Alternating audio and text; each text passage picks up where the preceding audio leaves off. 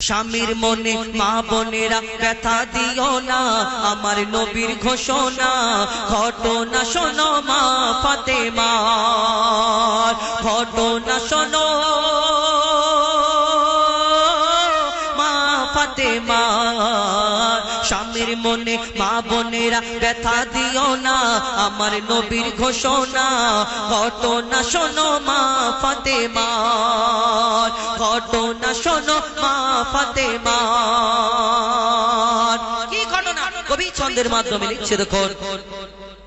যুদ্ধ করতে যাবে আলী হাতে নিল তলোয়ার, যুদ্ধ করতে যাবে আলী হাতে নিল তলোয়ার। মা ফাতেমা স্বামীর কাছে করলো এমন আবদার, মা ফাতেমা স্বামীর কাছে করলো এমন আবদার।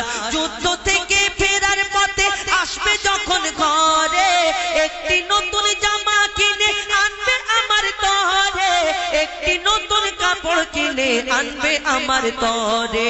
এই কথা শুনে মওলা আলী বড়ই দুঃখ পায়, এই কথা শুনে হযরত আলী বড়ই দুঃখ পায়। যদি আমি শহীদ হয়ে যাই, কে আনবে বলো কাপড় তোমার, কে আনবে বলো কাপড় তোমার। স্বামীর মনে মা বোনেরা ব্যথা দিও না, আমার নবীর ঘোষণা ঘটনা শোনো মা ফাতেমার। হযরত আলী আস্তে আস্তে যুদ্ধে চলে যায়। এই ঘটনা যখন ইমাম হাসান ইমাম হুসাইন দুই ছোট্ট দুই নওয়াসা এই ঘটনা দেখার পরে ছুটে ছুটে আমার দয়ার নবীর দরবারে চলে যায়। নানা জান, আমার আব্বা আজকে বড় কষ্ট নিয়ে যুদ্ধে চলে গেল, কি ব্যাপার? এ হাসান হুসাইন বলো।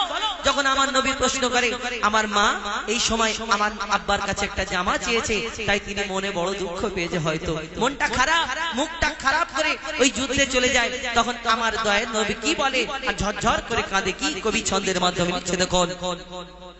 যুদ্ধ দুঃখ ভরা হৃদয় নিয়ে আলী গেল রণে, দুঃখ ভরা হৃদয় নিয়ে আলী গেল রণে। নানার কাছে ছুটে এলো হাসান হোসেন, নানার কাছে ছুটে এলো হাসান হোসেন।